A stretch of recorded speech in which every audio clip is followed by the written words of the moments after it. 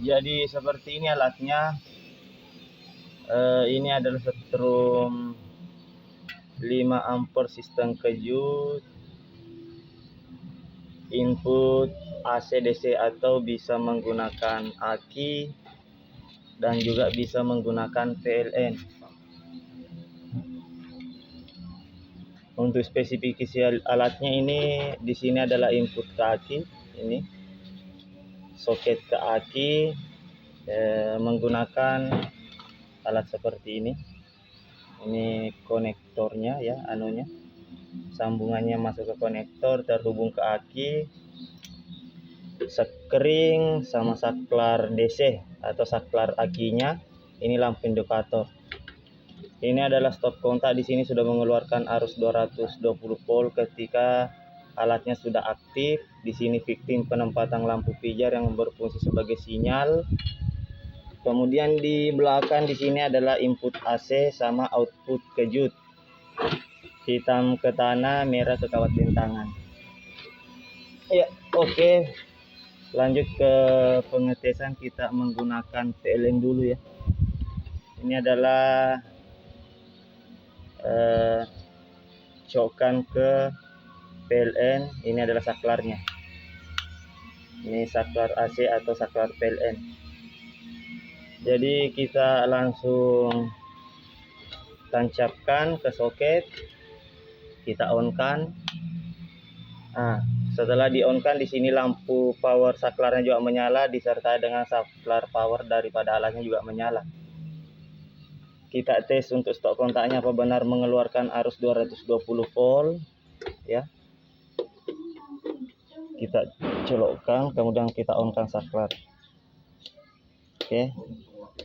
Jadi di sini sudah mengeluarkan arus. Ini fungsinya nanti kalau menggunakan aki, kebetulan jauh dari PLN, kebetulan membutuhkan arus listrik darurat seperti mengcharger HP cukup 1 buah ya, atau menghidupkan lampu cukup 1 buah atau 2 buah yang 5 watt itu bisa. Tapi kalau di arus PLN kan umum kita ada arus PLN, jadi tidak usah difungsikan ini kecuali jika menggunakan aki. Oke, langsung ke pengetesan outputnya. Sini penting, ini tidak bisa mengeluarkan arus jika ini tidak terpasang atau lampu pijar putus. Jadi wajib ini kawat neklinnya kan dalam ini tidak putus. Kalau putus itu berarti sama saja tidak menggunakan lampu pijar meskipun terpasang. Jadi ini bagus ya, kita pasang. Lampu akan merespon. Nah, kemudian mati kembali, yang berarti penampung setrum bagian output kejutnya sudah menyimpan. Jadi di sini sudah mengeluarkan arus. Cara untuk mengetahui adanya arus pada output, kita konsletkan. Ketika dikonsletkan, lampu pijar akan menyala. Nah, disertai dengan suara ledakan ya. Nah, seperti itu. Ini sudah ada arusnya. Ketika sudah pengetesan seperti ini dilepas, kemudian buang arus. Ini baru habis ya. Jadi kita off-kan.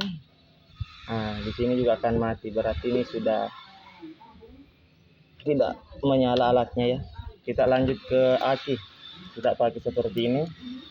Merah ke merah, hitam ke hitam. Kemudian akinya hitam ke min, merah ke plus. Untuk saklar jika menggunakan aki ada di depannya, di sini sudah ada stikernya, saklar DC atau saklar aki. Kita on-kan. Nah, ini sudah menyala. Nah, ini kita tes lampunya ya.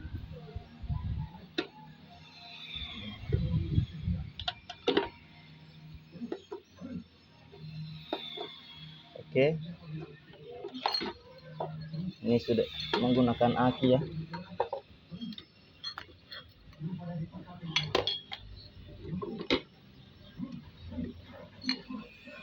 Kita lanjut ke pengetesan outputnya. Jadi sistem kerjanya sama, lampu pijar menyala kemudian mati kembali.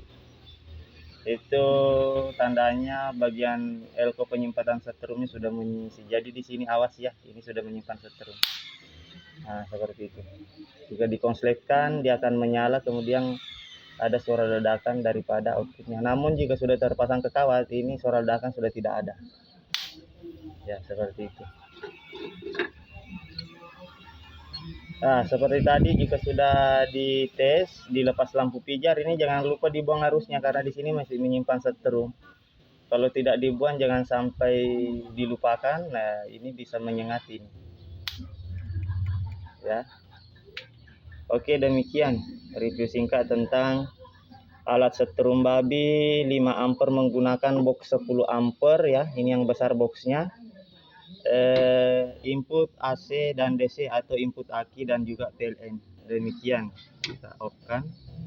Assalamualaikum warahmatullahi wabarakatuh. Tambahan ini pengiriman ke Morowali, Bahodopi ya.